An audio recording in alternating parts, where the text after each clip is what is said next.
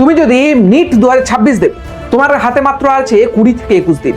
এই 20 থেকে 21 দিন তুমি যদি ভালো করে ইউটিলাইজ করো, তোমার যদি ভালো করে আগে থেকে পড়াশোনা রিভিশন করা থাকে, আমি তোমাকে গ্যারান্টি দিচ্ছি এই স্ট্র্যাটেজি যদি মেনটেন করো তুমি মেডিকেল কলেজে পৌঁছাবে। আমি তোমাদেরকে আজকে আমার নিট 2020 সময় লাস্ট 20 দিন 21 দিন কি করে পড়াশোনা করেছিলাম সেটা নিয়েই বলবো। যারা এই মুহূর্তে ভালো করে প্রিপারেশন নাওনি অথবা এই বছর উচ্চ মাধ্যমিক দিয়েছো, জাস্ট নিটে বসে নিজেকে দেখতে চাইছো তুমি ড্রপ নেবে কি নেবে না, দুটোর জন্য এই ভিডিওটা। আমি তখন আমার বাড়িতে সিমিলার একটা এরকম সেটআপ বানিয়েছিলাম, একটা চেয়ার একটা টেবিল প্রথমে নিয়ে আসি, সেখানে আমার যত প্রয়োজনীয় জিনিসপত্র যেগুলো আমাকে চেয়ার বা বেঞ্চ থেকে উঠতে বারণ করবে সেই জিনিসগুলোকে নিয়ে আসি। ঘড়ি হোক, আমার পেন হোক, আমার এক্সট্রা জিনিসপত্র হোক, সমস্ত কিছুই এক্সেপ্ট মোবাইল। তুমি যদি নিট 2026 দেবে, তোমার হাতে মাত্র আছে 20 থেকে 21 দিন। এই 20 থেকে 21 দিন তুমি যদি ভালো করে ইউটিলাইজ করো, তোমার যদি ভালো করে আগে থেকে পড়াশোনা রিভিশন করা থাকে, আমি তোমাকে গ্যারান্টি দিচ্ছি এই স্ট্র্যাটেজি যদি মেনটেন করো তুমি মেডিকেল কলেজে পৌঁছাবে। এই লাস্টের 20-21টা দিন আমাদের যতই ভালো প্রিপারেশন থাকুক, বহুজন আমরা পাজলড হয়ে যাই।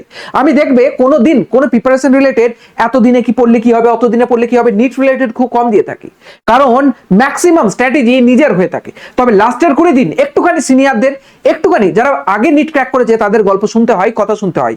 আমি যখন নিটের প্রিপারেশন নিয়েছিলাম, নিট 2020 দিয়েছিলাম, আমি একইভাবে বহুজনের গল্প শুনেছিলাম, বহুজনের কথা মেনে চলেছিলাম। সেই কারণেই হয়তো আমি নিট 2020 ক্র্যাক করেছিলাম। আমি তোমাদেরকে আজকে আমার নিট 2020 সময় লাস্ট 20 দিন 21 দিন কি করে পড়াশোনা করেছিলাম সেটা নিয়েই বলবো। বহু জায়গাতে আমার জার্নিতে হয়তো দেখেছো লাস্ট 27 দিন পরে নিট ক্র্যাকের একটা ঘটনা। হ্যাঁ, যখন কোভিড পড়ে গেছিল, কখন এক্সাম হবে বুঝতে পারছিলাম না, মাঝখানে 3 থেকে 4 মাস আমার পড়াশোনা ডিসকন্টিনিউ হয়ে গেছিল। দিনে 1 ঘন্টা 2 ঘন্টা 3 ঘন্টা পড়াশোনা করেছিলাম। তবে লাস্টে 27 দিন আমার যত আগে পড়াশোনা করা ছিল সমস্ত পড়াকে রিভিশন করা থেকে কাম ব্যাক করেছিলাম, বাউন্স ব্যাক করেছিলাম। তোমরা যদি মনে করো তোমাদের পড়াশোনা খুব ভালো হয়ে আছে, সেটারও স্ট্র্যাটেজি দেবো।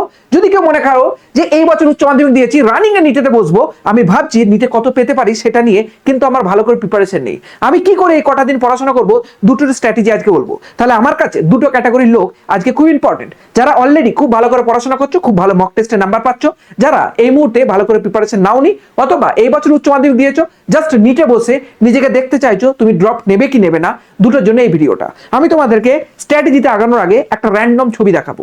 এই যে ছবিগুলো দেখতে পাচ্ছ, এই ছবিগুলো আমার নিটের প্রিপারেশনের সময়। এই যে ছবিটা, এটা আমি যখন বাড়িতে কোটাতে আমি কোচিং নিতাম, বাড়িতে যখন ফিরে আসি সেখানে একা একা যখন পড়াশোনা করতাম, এই ছবিটা তখনকার। এটা আমি যখন কোটাতে কোচিং নিতাম তখনকার। আমার সম্পূর্ণ ভালো একটা বাড়িতে সেটআপ ছিল পড়াশোনার, সেখানে কোটাতে একটা সেটআপ ছিল, সেখানেই সারাক্ষণ আমি পড়াশোনা করতাম, এলএনএ গিয়ে কোচিং করতাম। কিন্তু বাড়িতে যখন ফিরে আসি আমি পুরো পাজলড, পড়বো কোথায়, কিভাবে পড়বো, বাড়িতে পড়ার অভ্যাস নেই। কিন্তু সমস্ত বাধাকে কাটিয়ে উঠে লাস্ট 20 দিন, লাস্ট 27 দিন, এই দিনগুলোকে আমি টার্গেট করে নিয়েছিলাম যে এর মধ্যে আমাকে সিলেবাস কমপ্লিট করতে হবে, রিভিশন করতে হবে এবং পুরোপুরি নিট 2020 ক্র্যাক করতেই হবে। আর আমার কাছে সুযোগ নেই, আমি পরে আবার নিট দেবো। এই মানসিকতা যখন মনে বানাই, আমি তখন আমার বাড়িতে সিমিলার একটা এরকম সেটআপ বানিয়েছিলাম, একটা চেয়ার একটা টেবিল প্রথমে নিয়ে আসি, সেখানে আমার যত প্রয়োজনীয় জিনিসপত্র যেগুলো আমাকে চেয়ার বা বেঞ্চ থেকে উঠতে বারণ করবে সেই জিনিসগুলোকে নিয়ে আসি। ঘড়ি হোক, আমার পেন হোক, আমার এক্সট্রা জিনিসপত্র হোক, সমস্ত কিছুই এক্সেপ্ট মোবাইল। মোবাইল নিয়ে আমি পড়ার টেবিলে পড়তেই বসতাম না। হ্যাঁ, ছবিগুলো যখন তোলা হয়েছে তারপরে মোবাইলটা আমার থাকতো বেডে, আমার থেকে মিনিমাম 10 মিটার দূরে, যাতে আমি পড়তে পড়তে মোবাইল ইউজ করতে পারি।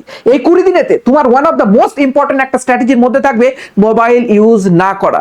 মোবাইল ইউজ কখন করবে তাহলে? যখন খুব প্রয়োজন পড়বে। আমি কি মোবাইল ইউজ করতাম না? করতাম। খুব কম যখন টাইম থাকতো আমার কাছে, অথবা খুব কম টাইমের মধ্যে ডাউট ক্লিয়ার করতে হবে, একমাত্র তখনই আমি জেনারেলি মোবাইল ইউজ করতাম। তাহলে তোমার সব থেকে প্রথমে 20 দিনে কাজ হবে, যদি তোমার কাছে কোনো অ্যাভেলেবিলিটি না থাকে তাহলে তো আলাদা ব্যাপার, কিন্তু তোমার কাছে যদি একটা চেয়ার আর টেবিলের অ্যাভেলেবিলিটি থাকে, তুমি অবশ্যই বাড়ির যে কোনো একটা জায়গা নাও, সেখানে চেয়ার আর টেবিলটা পেতে তোমার বইগুলোকে সাজিয়ে রেখে পড়াশোনা স্টার্ট করো। তুমি যদি পড়াশোনা স্টার্ট করো, তুমি যদি তোমার নিজের প্রতি ডেডিকেটেড হও, তুমি যদি নিট 2026 নিয়ে সিরিয়াস হও, আমি তোমাকে কথা দিচ্ছি তুমিও ভবিষ্যতে একদিন এরকম দিনে পৌঁছাবে।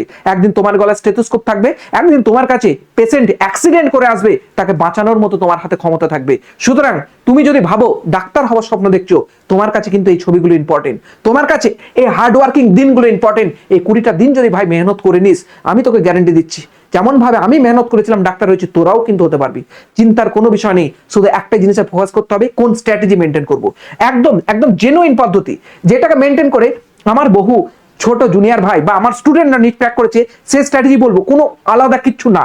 এই যে লাস্ট 20টা দিন বাকি, যখন ভিডিওটা দেখছিস কারো কাছে 17-18 দিনও হয়তো চলে গেছে, আবারও বলছি যার কাছে যেই দিন হিসাবে থাকবে আমি পুরো ডেট ওয়াইজ লিখেছি, সেই জন্য সেই ডেট থেকে সেইভাবেই ফলো কর, অন্য কিছু ফলো করতে হবে না। আমি নিজে ফলো করেছিলাম, আমার নিজের এটা এক্সপিরিয়েন্স থেকে বলছি। দেখ 20টা দিন টাইম, 20টা দিনের মধ্যে 7 দিনকে পুরো ছেড়ে রাখ। এই 7 দিনে কোনো গল্প আপাতত আমি বলছি না, 7 দিনের গল্প আমি পরে গিয়ে বলছি। সুতরাং এই 7টা দিন পরের জিনিস, পরে এক্সামের আগের জিনিস। এই যে 2 তারিখ থেকে কত তারিখ, 26 তারিখ, এই টাইমটা ছেড়ে দিলাম। তার আগেরটাকে আমি একটুখানি ডিসকাস করে বলি। দেখ আজকে হয়তো 12 তারিখ ভিডিওটা দেখছিস, অথবা 11 তারিখ কেউ দেখছিস, 13 তারিখ তোর জন্য পড়াশোনা স্টার্ট করতে হবে আমার এই শিডিউল ধরে। কিভাবে পড়বি? সব থেকে প্রথম, তুই অলরেডি ভালো নাম্বার পাচ্ছিস, ভালো মক টেস্ট দিচ্ছিস, তাহলে তোমার এতদিনে একটা মক টেস্টে নিশ্চয়ই নাম্বার কোন জায়গায় কিভাবে হয় সেটা জেনে গেছিস। এবার যখন জেনে গেছিস, আর ম্যাক্সিমাম দুটোই মক টেস্ট দে, একটা 13 তারিখ দে, একটা 16 তারিখ দে। 13 তারিখ আর 16 তারিখে মক টেস্টটা ফুল সিলেবাসের উপরেই দে, যেমন ভাবে এতদিন ধরে দিয়েছিস, কোনো মেজর টেস্ট, কোনো জায়গার টেস্ট। এবার কেউ যদি এখন মেজর টেস্ট দিস না, তাহলে একটুখানি দাঁড়িয়ে যা, একটু পরে তোদের জন্য আমি বলবো। ওকে, তাহলে দেখ 13 তারিখ আর 16 তারিখে মক টেস্ট দিলি। মক টেস্ট দেবার পর মাঝখানে যে টাইমটা আছে, নর্মাল যেমন মক টেস্টের একটা দিয়েছে রিভিশন করে তারপর দিস, সেরকমই দিলি। তুই যদি বাইরের সেন্টারে দিস, তাহলে সেন্টারের নিয়ম অনুযায়ী 16 তারিখের মধ্যে যে মক টেস্টের ডেট পড়বে সেই অনুযায়ী দে। যদি বাইরে কোনো জায়গাতে মক টেস্ট দেওয়া হয় না তোমার, তাহলে তুমি নিজের মতো বসে যাও, 3 ঘন্টা টাইম নাও, 13 তারিখ আর 16 তারিখে মক টেস্ট দাও। মক টেস্ট দেবার পর তুমি দেখো কত নাম্বার তুমি পাচ্ছ। যদি তুমি বাইরে কোথাও দাও, তাহলে তোমার নাম্বার চলে আসবে। যদি তুমি বাইরে না দাও, নিজেকে মিলিয়ে দেখতে হবে কত নাম্বার পাচ্ছ। সেখান থেকে তুমি ভালো করে একটুখানি অ্যানালিসিস করো। অ্যানালিসিস করে দেখো কোন চ্যাপ্টারগুলোই কোথায় তোমার প্রবলেমটা মেনলি হচ্ছে, কোন জায়গায় নাম্বারটা বারবার কেটে যাচ্ছে। তোমাকে এর সঙ্গে প্রয়োজন পড়লে মাল্টিপল আগে যে মক টেস্ট দিয়েছো, প্রিভিয়াস যে মক টেস্ট দিয়েছো, সেগুলোকে অ্যানালিসিস করো। কটা দিন টাইম লাগবে? 1, 2, 3, 4, আমারও 4টে দিনই টাইম লেগেছিল। নিজে থেকে ভালো করে মক টেস্টটাকে অ্যানালিসিস করো এবং make a note of multiple time mistakes, যেটাকে বারবার পড়ছো কিন্তু মিস্টেক হয়ে যাচ্ছে, যে চ্যাপ্টার থেকে বারবার পড়ছো কিন্তু তোমার গোলমাল হয়ে যাচ্ছে, সেটাকে একটু নোট ডাউন করে নাও। এই সময় এই 4টে দিনে যদি এই দুটো কাজ করতে পারো না, আমি গ্যারান্টি দিচ্ছি নেক্সট যে 15 ডেজ আছে না, সেখানে তোমার প্রিপারেশন অনেক গুণ ভালো হয়ে যাবে। সুতরাং মক টেস্ট দাও, প্রিপারেশন ভালো করে এটাকে অ্যানালিসিস করো। যারা মক টেস্ট দিচ্ছ তাদের জন্য, যারা এখনো দাওনি তাদের জন্য একটু পরে আমি বলছি। 17, 18, 19 বায়োলজি, ফিজিক্স আর কেমিস্ট্রি, এই 3টে সাবজেক্টের আমি বলবো ইন্ডিভিজুয়ালি সেপারেট মিনিমাম একটা করে এক্সাম দাও। কোন একটা প্রিভিয়াস ইয়ারের কোশ্চেন ধরে নাও, নিট 2020 ধরে নাও, নিট 2018 ধরে নাও, নিট 2016 ধরে নাও, যে কোনো একটা ইয়ারের বায়োলজির কোশ্চেন শুধুমাত্র নাও। সেদিন বসো পেপারে, সকালবেলাতে ঘুম থেকে উঠে কোশ্চেনটাকে সলভ করো। সলভ করে দেখো বায়োলজি তুমি কত পাচ্ছ। বায়োলজি যখনই তুমি পরীক্ষা দেবে, তুমি যদি 360 360 পাও, দেন ইটস গ্রেট। যদি না পাও, তাহলে তোমার কিছু না কিছু ভুল হয়েছে, তোমার কোনো না কোনো জায়গায় কনসেপ্ট ল্যাক হয়েছে, তুমি কোনো না কোনো ভাবে ফেস করছো যে এই জায়গাটায় আমার একটু স্ট্রং হলে আমি ফুল নাম্বার পেতে পারতাম। একটা এক্সাম দিয়ে যদি মনো ঠিক স্যাটিসফ্যাকশন না আসে, 2-3টে দাও। ম্যাক্সিমাম বায়োলজির একটা কোশ্চেন পেপার 1 ঘন্টার বেশি সময় লাগা উচিত না, তাহলে 2-3টে দিলে ম্যাক্সিমাম 3 ঘন্টা গেল। বাকি যে টাইমটা পড়ে থাকছে, তুমি দেখো তোমার উইক টপিক কি আছে, তুমি দেখো কোনগুলোতে তুমি বারবার সিলি মিস্টেক করছো, তুমি দেখো কোন জায়গাটায় তোমার বারবার রিভিশনের প্রয়োজন পড়ছে। এইটা প্রত্যেকটা সাবজেক্টে একই অ্যাপ্লিকেবল, বায়োলজি, ফিজিক্স এবং কেমিস্ট্রি। 3টে দিন সেপারেটলি এক্সামটা দাও।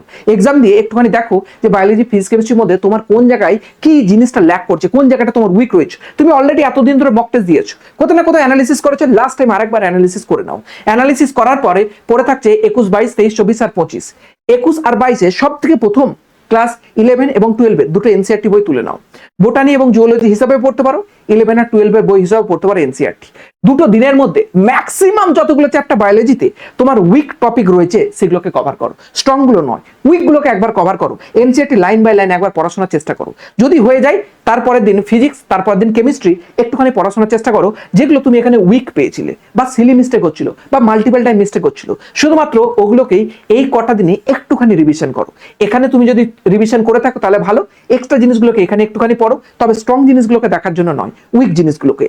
যখনই তুমি মোটামুটি তোমার উইক জিনিস, যেগুলো সিলি মিস্টেক, যেগুলো তোমার মাল্টিপল টাইম প্রবলেম ক্রিয়েট করেছে, নাম্বার বাধা দিয়েছে নাম্বার না পাওয়া থেকে, সেই জিনিসগুলোকে যখন তুমি ক্লিয়ার করেছো, লাস্ট মক টেস্ট নিট 2026-এর আগে একবার দাও। 25 তারিখ, 25 যেন পার না করে। আমি নিজেও 1 সপ্তাহ আগেই লাস্ট মক টেস্ট দিয়েছিলাম, তারপর আর মক টেস্ট নিয়ে আমি গ্যারান্টি দিচ্ছি, যদি এই স্ট্র্যাটেজি ফলো করো, নিটে কোনো খারাপ রেজাল্ট হবে না। আমাকেও বহুজন সাজেশন দিয়েছিল যে এক সপ্তাহ আগে লাস্ট এক্সাম দে, আমি দিয়ে বেনিফিট পেয়েছিলাম বলে বিগত 6টা বছর ধরে যে সমস্ত স্টুডেন্টকে আমি মেন্টরশিপ দিই সবাইকেই বলি এক সপ্তাহ আগেই লাস্ট মক টেস্ট দেবে, এর থেকে আর পরে দেবার প্রয়োজন নেই। লাস্ট মক টেস্টে তোমার এতদিনে যা যা উইকনেস ছিল তুমি সেগুলোকে অ্যানালিসিস করেছো এই কটা দিনে, সেগুলোর উপর পড়াশোনা করেছো, সেগুলোর উপর কি ভুল ভ্রান্তি আছে সেগুলোকে শুধরেছো। এবার যদি লাস্ট মক টেস্টে তোমার নাম্বার তুমি যেটা চাও সেরকম যদি না আসে, তোমাকে ভাই বুঝতে হবে যে কোথাও না কোথাও গোলমাল আমার বহু পূর্ব থেকে ছিল, কিন্তু সেটা তো ভেবে আর লাভ নেই। এখন ভাবতে হবে লাস্ট 7 দিনের গেম, লাস্ট 7 দিনে কি করে ইমপ্রুভ করা যায়। লাস্ট 7 দিনে যারা একদিন পড়াশোনা করনি তাদের জন্যও সেম, যারা একদিন পড়াশোনা করেছো সবার জন্যই সেম। সুতরাং এটা যারা এতদিন মক টেস্ট দিয়েছো তাদের স্ট্র্যাটেজি বলে দিলাম, এই কটা দিনে একটুখানি মক টেস্ট যেমন দিচ্ছিলে সেরকম দাও, দুটো ম্যাক্সিমাম দাও। সেখান থেকে তোমার প্রিভিয়াস যে মক টেস্টগুলো দিচ্ছ কি ভুল হচ্ছে অ্যানালিসিস করো, তুমি মাল্টিপল টাইম সেম যদি মিস্টেক করো সেগুলোকে খাতায় নোট ডাউন করো। তারপরে ফিজিক্স, কেমিস্ট্রি আর বায়োলজির জন্য 3 দিন টাইম নাও, 3 দিনে আলাদা আলাদা সাবজেক্টের এক্সাম দাও। তার কি কি উইক টপিক তোমার এখনো রয়ে গেছে, কি কি সিলি মিস্টেক রয়েছে, কি কি তোমার এখনো বারবার রিভিশনের প্রয়োজন, সেগুলোকে একটুখানি তুলে ধরো, সেগুলোকে পড়াশোনা করো, লাস্ট মক টেস্ট দাও, আর 7 দিন লাস্টের জন্য ছেড়ে রাখো। এবার আছি যারা পড়াশোনা করনি, যারা উচ্চ মাধ্যমিক দিয়েছে এবছর, ভাবছো একবার নিটে বসবে, একটা ভালো রেজাল্ট চাও, তাদের জন্য স্ট্র্যাটেজিটা একটু আলাদা। তারা যখনই ভিডিওটা দেখছো 13 আর 14 তারিখ দুদিন ধরো, দুদিনের প্রত্যেকদিন 2টো করে বা 3টে করে, প্রত্যেকদিন 2টো বা 3টে করে পেপার নিয়ে বসো। পিওয়াইকিউ এর পেপার মেনলি নিয়ে বসো, যেগুলো প্রিভিয়াস ইয়ারে গিয়েছে। ধরো তো 2018 নিলে, 2020 নিলে, 2022 এর পেপার নিয়ে তুমি ফিজিক্সের শুধুমাত্র ফিজিক্সটা এক্সাম দাও। তোমার ম্যাক্সিমাম একটা পেপার সলভ করতে ফিজিক্সের 2 ঘন্টা যাবে। তুমি তার জন্য পড়োনি, তুমি কোশ্চেনগুলো মিনিমাম পড়ো, কোশ্চেনগুলো দেখার চেষ্টা করো, ধৈর্য ধরে একটু বসো। তোমার ম্যাক্সিমাম কোশ্চেন ভুলই হবে, ম্যাক্সিমাম কোশ্চেন তোমার আনঅ্যাটেম্প থেকে যাবে, কিন্তু তুমি দেখো যে তুমি সেই এক্সামটা কত টাইমে দিতে পারছো, কতগুলো কোশ্চেন সলভ করতে পারছো, তোমার জন্য এটা বেনিফিশিয়াল হবে। প্রত্যেকটা সাবজেক্টে 2 দিন করে এরকম টাইম নিয়ে পিওয়াইকিউ এর এক্সাম, অথবা তোমার যদি মনে হয় অন্য কোনো আছে সেগুলোকে একটুখানি নাও, নিয়ে তুমি একটা চার্ট বানাও, সেখানে স্ট্রং, মিডিয়াম আর উইক বলে 3টে ভালো করে কি করবে না চার্টের সেকশন করবে। সেখানে তোমার যে কোশ্চেনগুলো তুমি সলভ করতে পেরেছো, 11-12 খুব ভালো করে পড়োনি অথবা মোটামুটি পড়েছো, যেগুলো স্ট্রং, যেগুলো তুমি সঠিক করেছো, কনফিডেন্স পেয়েছো, সেগুলোকে লিস্ট ডাউন করো। মিডিয়াম, যেগুলো তোমার মনে হয়েছিল যে এটা আমি জানতাম, এটা ঠিকঠাক করে উঠতে পারলাম না, মিস্টেক হয়ে গেছে, সেটাকে মিডিয়ামে রাখো। আর যেটা একদমই জানো না আর বুঝতেই পারছো না যে কোথা থেকে কোশ্চেন জিজ্ঞাসা করছে, সেটা উইক সেকশনে। তুমি যদি মনে করো যে তুমি নিট 2026 একটা সন্তোষজনক নাম্বার, চান্স হয়তো পাবে না, কিন্তু একটা ভালো নাম্বার যেটা তোমাকে কনফিডেন্স দেবে 2027 নিটের প্রিপারেশনের জন্য, তাহলে বলবো তোমার যেগুলো উইক, যেগুলো তুমি বুঝতেই পারছো না, সেগুলো তার ফোকাস করতে যেও না। তুমি গোটা বছর সেইভাবে পড়োনি, তুমি উইকগুলোকে নিয়ে যদি পড়ে থাকো, তোমার যেগুলো স্ট্রং আর মিডিয়াম ঠিক হচ্ছে এতদিনে, এখান থেকে আরেকটু নাম্বার বাড়ার সম্ভাবনা সেগুলো কমে যাবে। সুতরাং উইককে একদম ছেড়ে দাও, স্ট্রং আর মিডিয়ামগুলোকে প্রথমে রিভিশন করা স্টার্ট করো, সেগুলোর উপর ফোকাস করা স্টার্ট করো। এই 6টা দিন যদি তুমি মোটামুটি উইথ অ্যানালিসিস যদি এই জিনিসগুলোকে একটুখানি বই থেকে দাগ নিয়ে নিতে পারো, তোমার জন্য হেভি জিনিস হবে। এরপর কি করবে, তুমি আবার 2টো দিন করে ভাগ করে নাও, আর বায়োলজি 3টে দিন ভাগ করে নাও। বায়োলজি, ফিজিক্স আর কেমিস্ট্রি এরকম করে ভাগ করে নিয়ে তার পিওয়াইকিউ, প্রিভিয়াস ইয়ার কোশ্চেন যেমন এখানে সলভ করেছিলে, বাকি ইয়ারগুলো কোশ্চেনগুলোকেই সলভ করো।